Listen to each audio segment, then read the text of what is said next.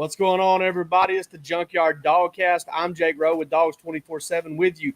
Kip Adams and Rusty Mansell, also of Dogs 24/7. We got to close the book on South Carolina, and then we've got to get to the reason we didn't do this pod yesterday, which was the fact that I got to see some practice. I didn't think it was ever going to happen again. It's the first time since I think probably November or maybe December of 2019. It's been a long time, and we got to see a little bit, and there was a big thing that we saw out there. Got to see a little George Pickens in action. We're going to talk about that too, maybe a few other things about practice. But guys, everybody wants to hear about George Pickens, but we talked about this before the show. Chronologically, all right, we got to get to this game. We got to talk about the South Carolina game. 40-13, Georgia jumps out to a 14-0 lead, stalls a little bit offensively, gives up some big plays defensively. Rusty, what's your main takeaway from this game since you really haven't had a chance, and neither have I? Kip was the only lucky soul that had a chance to really talk about this game right after. Rusty, what was your impression? What was your main takeaway from Georgia's win over South Carolina?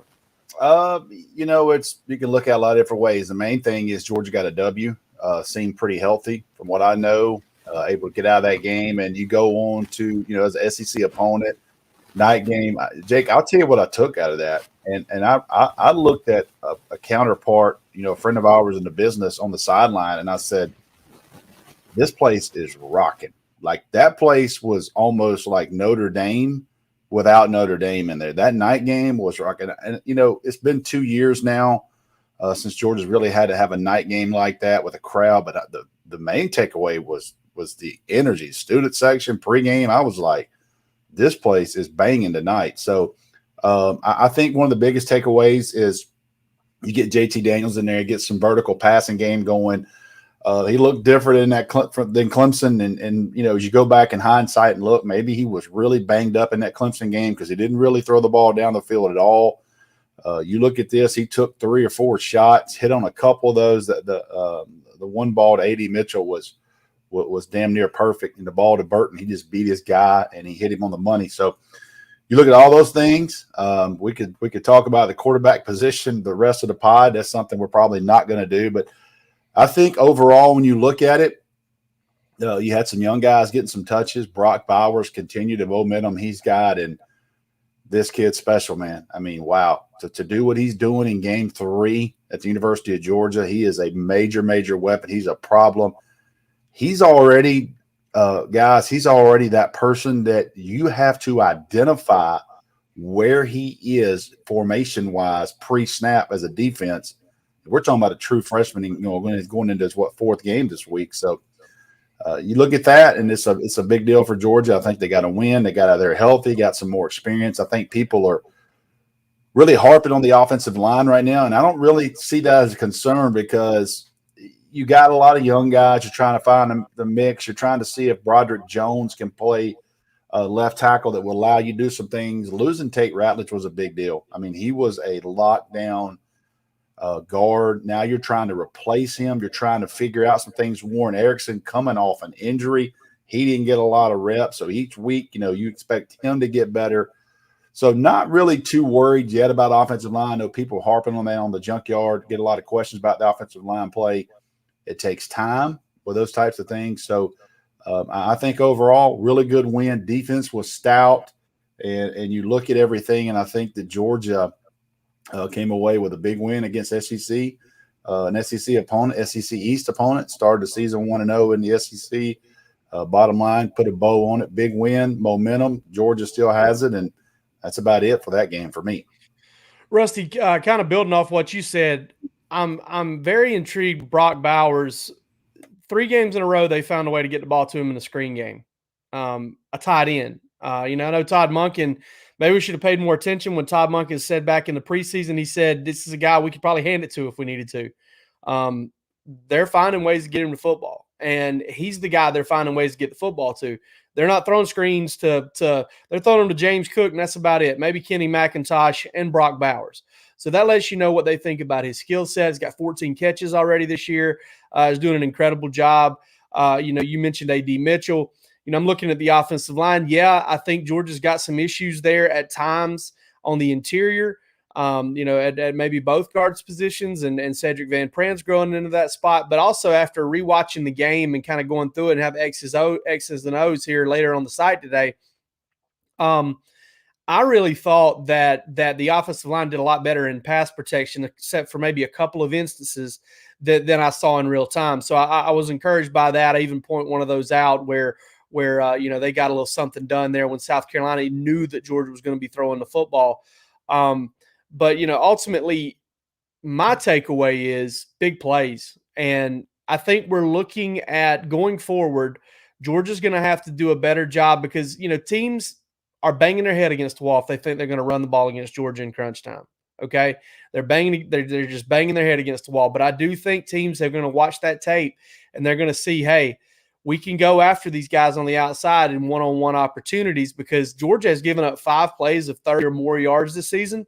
They gave up 4 of them in that game, and that to me was the standout negative from the game. Standout positive was just, once again, Georgia came out and started fast. And one thing I saw, Jake, like you just said, touching on that run game, they stuffed them first 2 downs. And South Carolina on 3rd down just said, look, we're going to throw this thing out there and see if we can make a play. Right, now, yeah. That first series, Zeb Nolan, the ball he threw might have been the best ball he's thrown in his career. He dropped that thing in the bucket. Nothing you can do about that. But the other plays kind of worries you a little bit, because they were like, you know what, this 3rd and 9, 3rd and 10, we ain't got anything. We're going to let our guy make a play, and more.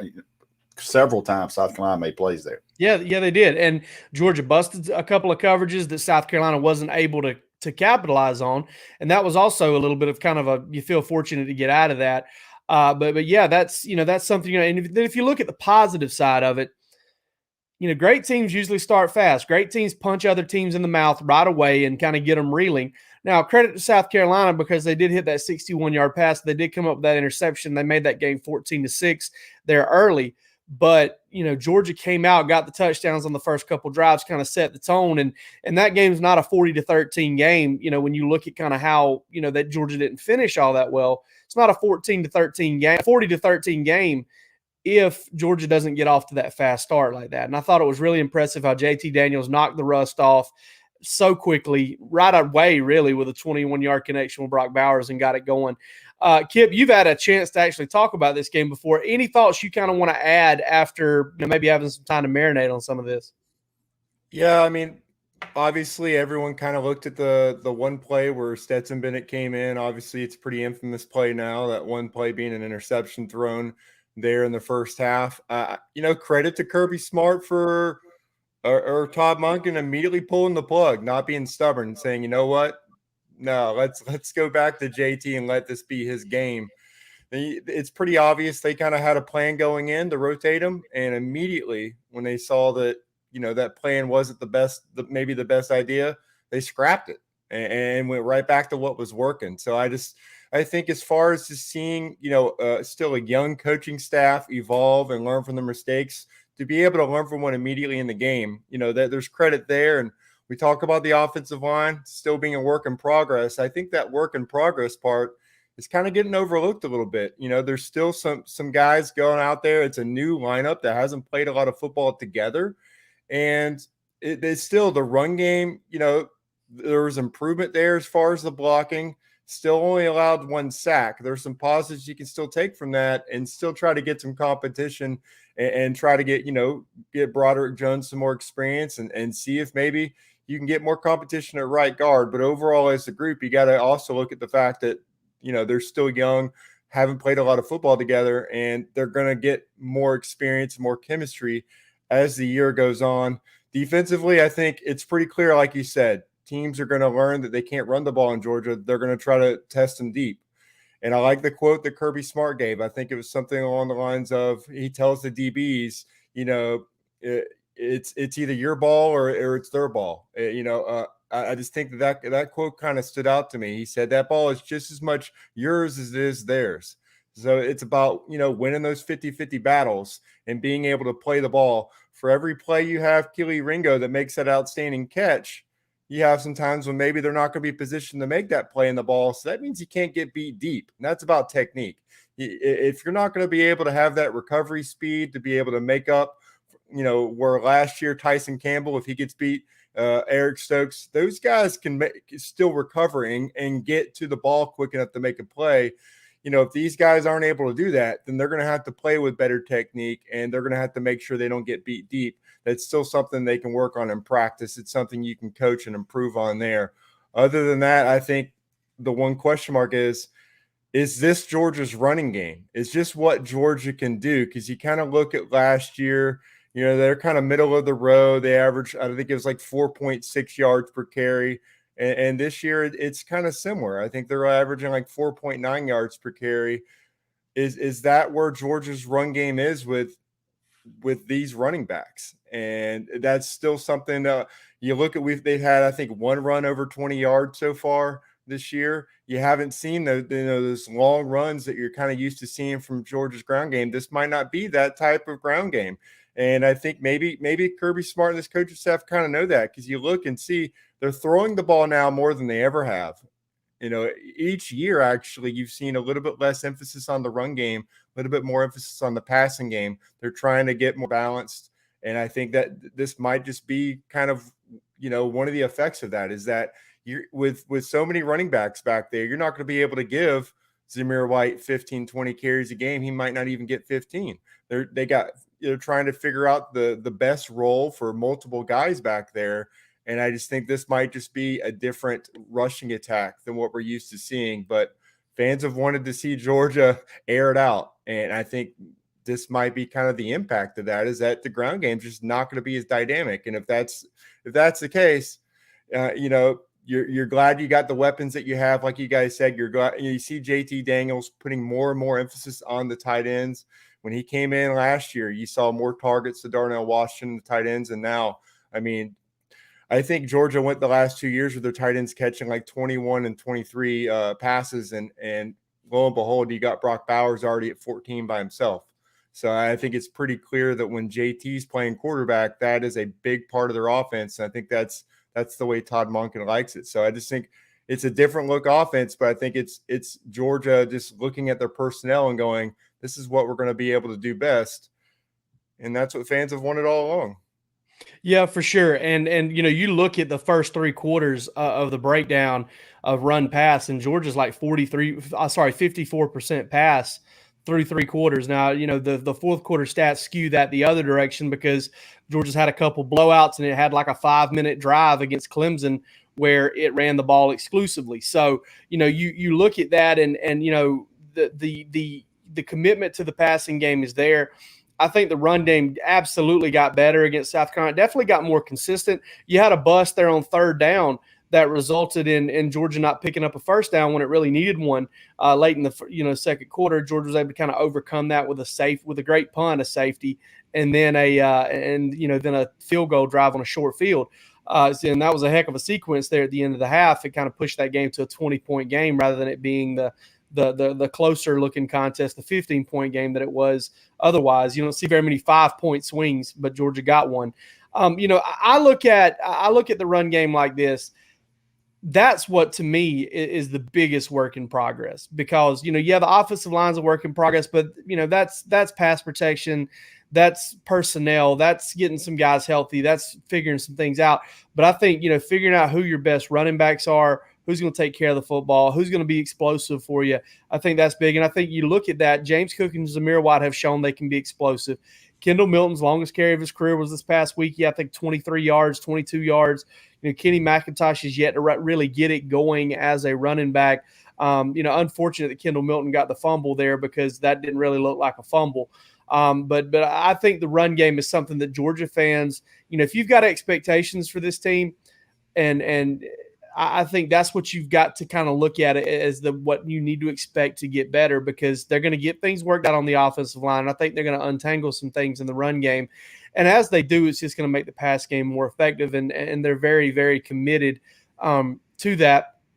Before we jump into a break here real quick, I want to mention something. Listen, if you're watching this thing on YouTube, if you're watching live, thanks. We appreciate it. Watch us live every opportunity you get. But if you're a fan of the show and you're not able to catch it live, we want you to understand this. You can catch this thing pretty much a full day ahead of time if you watch it on YouTube. the podcast is going to come out a little bit later than the YouTube show, so keep that in mind. Subscribe, send us a comment. We want to hear from you, but just know that when it comes to getting the Junkyard Dawgcast, you're going to get it on YouTube first and then the podcast. So tune in there and check us out. Let's jump into a break here real quick. And on the other side, we're going to talk about George Pickens being back at practice and a couple of other things.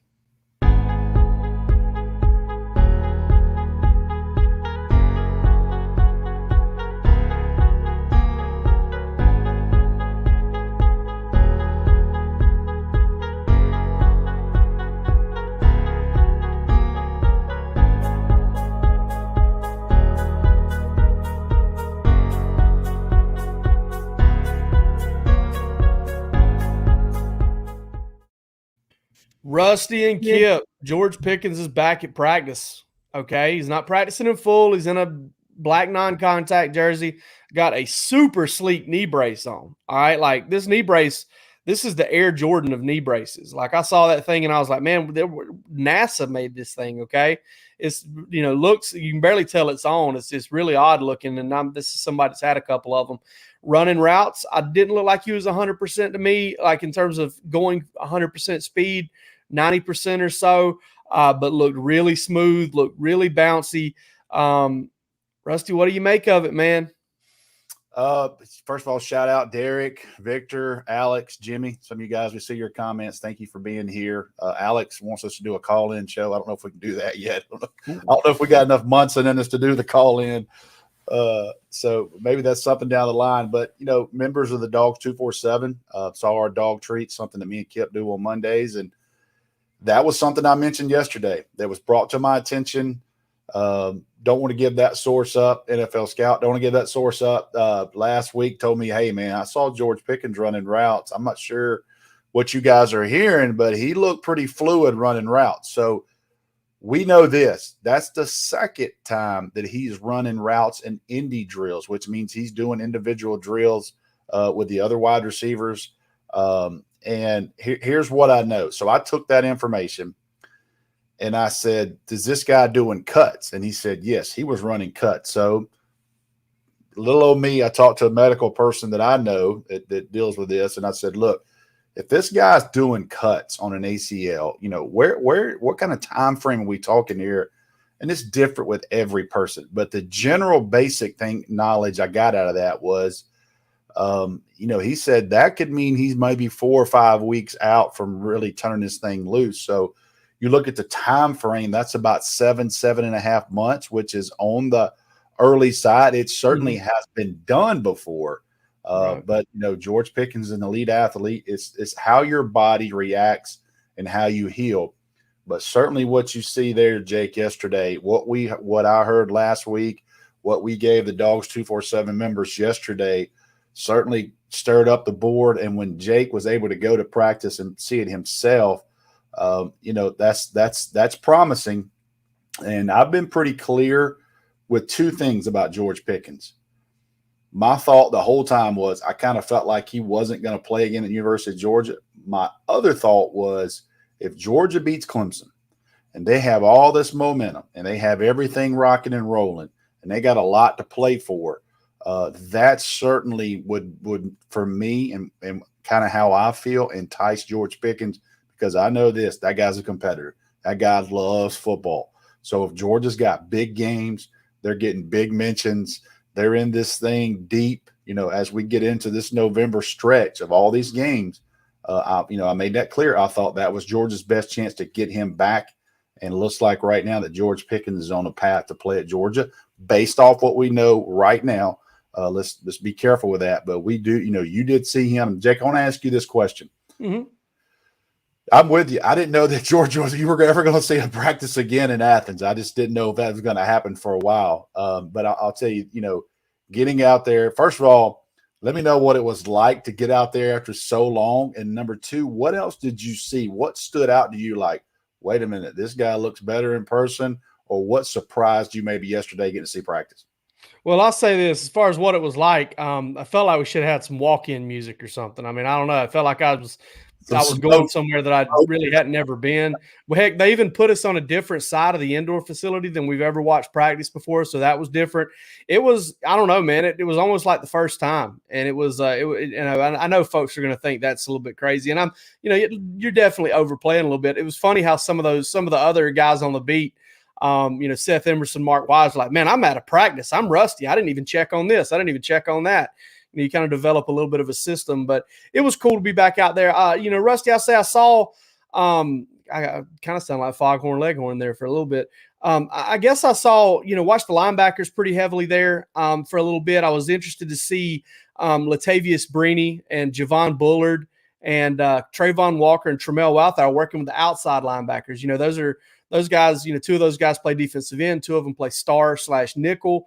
Watching them work with the outside linebackers was new. I hadn't really seen that, but you've seen Walthour and Walker, playing some defensive end and standing up and playing that for Georgia. So it looks like Georgia's found a way to kind of maybe deal with a little bit of lack of depth there at that outside linebacker position. I thought Quay Walker, seeing him in person for the first time, I barely recognized him. I mean, you want to talk about a guy that's gotten really lean. I don't know if he's gained any weight lost any weight, but he certainly looks really, really lean. And you're seeing that kind of show up on the field this fall with how much faster he looks. Jamon Dumas Johnson's a big dude. I really thought he was like a Monty Rice type body type. He is clearly bigger, longer than Monty Rice. And, obviously had that pick six against UAB. Those are some of the things that really stood out. Arian Smith is kind of limping around a little bit with that contusion. And I'll mention this too. I don't want to make too big a deal of it, but Kip brought up the offensive line a while ago in the work in progress. Well, I caught at the very end of one of the offensive lineman drills, Devin Willock and Cedric Van Pran working together, with Devin Willock, the redshirt freshman from New Jersey, former three-star prospect, but a mountain of a man, 6'6", 6'7", 330 pounds, was working at left guard with Cedric Van Pran combo blocking. And listen, we don't have very much experience watching Matt Luke offensive lines practice, but when Sam Pittman was at Georgia, what you saw out there during drill work was what you saw out there on Saturdays in terms of the offensive line you saw. So I don't know what that means. It could have changed for 11-on-11. We're supposed to be out there again today. We'll see if that happens. I'm always going to kind of be cautiously optimistic when they give us an opportunity to watch practice and not really believe it till I see it.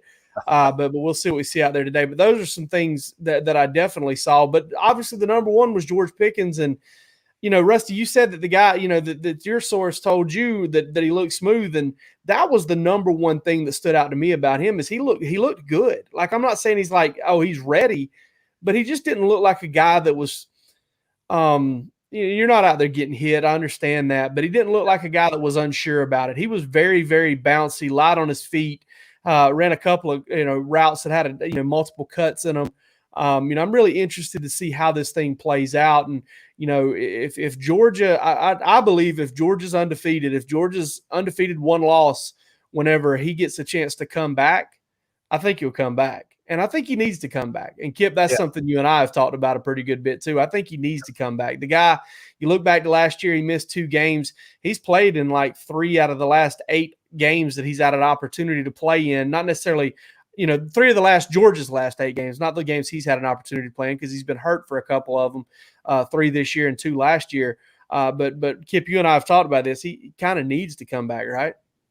Yeah, I mean, it's real tough to speculate. Obviously, he is the type of talent that should be able to play on Sundays. And we are just coming off a year where we had players completely opt out. Some guys didn't get drafted, as we know, but some guys went in the first round. I mean, you had guys that I think the first offensive lineman off the board, Penei Sewell, I mean, he opted out. And you had guys that did not play and were still able to have NFL scouts salivating over their potential and their ability. But George, I mean, yeah. I mean, there's not a ton of film on him. Obviously, when he was on the field, he was a guy that made big play after big play. Probably at worst, the second most talented wide receiver that we've seen play at Georgia in our years of covering, the sport. So he's got a chance to really, really make a lot of money at the next level. But at the same time, if you're a second round pick versus mid first round or late first round, you're still talking about several $1 million that you have the ability to make. Getting that second contract, that's when the big money comes in. And that's usually what's most important for a lot of these guys. Just get whatever you can now and press at the next level. But, if you want that money up front, the opportunity is there. He's just got to put more film in front of scouts and show that he's come back, and that he can do the little things that, we were nitpicking over those first 2 years of him being at Georgia. As far as his ability to win the 50-50 battle, I don't think that's something that's really in question right now. I think that's something he's established he's able to do against almost any DB. It's just some of the other things. And I think that not being able to play, watching this team with a national championship aspirations and the chance to actually get to the playoffs and compete for that. I mean, you could tell on the sideline that he's just itching to get out there and be a part of that. So I think we've actually moved from he might never play again to, if he's healthy, we think he's going to play, as long as Georgia takes care of business. Everyone's going to think that, well, that means he's back for Florida. I don't think we need to set those expectations for where he is in his recovery. And obviously, even if he has 4 to 5 weeks left of recovery, he's got to get through that without any setbacks. So we're still a long ways away from talking about him getting back in the lineup, but we are discussing the possibility of him getting back in the lineup before the season's over. And I just think that that's exactly the progress you wanted if you're a Georgia fan, if you're on this coaching staff, the chance to have George Pickens back out there. And like Rusty said, it's pretty clear. This guy, he wants to play in big-time football games. And I think that showing him coming back out there and helping Georgia potentially, achieve those goals, that's only going to do wonders for his draft stock and show that obviously, he's a complete teammate. He's got everything you look for in a wide receiver, and he's going to be the guy that's going to do everything that's asked of him at the next level. So the opportunity is there for him to improve his draft stock, whether he needs to or not. I mean, that could be up for debate because, again, we've seen guys leave regardless of where they might be on the board and shine at the next level. So I just think, I think it's pretty obvious that if he is not able to play in enough games at the end of the year, then we have a real debate in our hands on whether or not he needs to, he would be better served playing again next year. And that's, Jake, that's something that we debated for a while. It's tough to know because if Georgia plays 15 games this year, he might be able to have enough film to show, hey, I'm back. I can do whatever I did before. I've been able to rehab. I'm back to where I was. And if they're playing important football in December and January, then he's going to have some film against some elite defenses as well to be able to show NFL scouts. I think he moves up some teams, maybe all teams' draft boards just by coming back and playing. And what I mean by that is you come back and you put space between you and that injury. You show that you're back on the field. I mean, I don't think he's got to come back and have 4 100-yard games or anything like that, but you come back and you catch 8 balls in 4 games or 10 balls in 4 games, you make a good play or two. I think you silence some of the concerns coming off of that knee injury. I mean, I know they're going to check him out and do all those things, but just come back and put something on tape after that, I think would also, kind of help him just in general. You come back and play well, you help yourself that much more. And not that there's any question about this, but you also prove that there's a commitment to your teammates, to your organization, and you also show a little bit maybe in mental toughness as well. And those are all things that are only going to help him. Now, listen, I understand the risk too. If I'm sitting there as George Pickens' mother or George Pickens' brother or uncle or whoever, I'm also, you have to consider the whole risk factor in this, but at the same time, when you're cleared, you're cleared. And a lot of times these things heal up stronger. There is the rare case of a guy like Dominic Blaylock who tears the same ACL, but these things heal up pretty strong.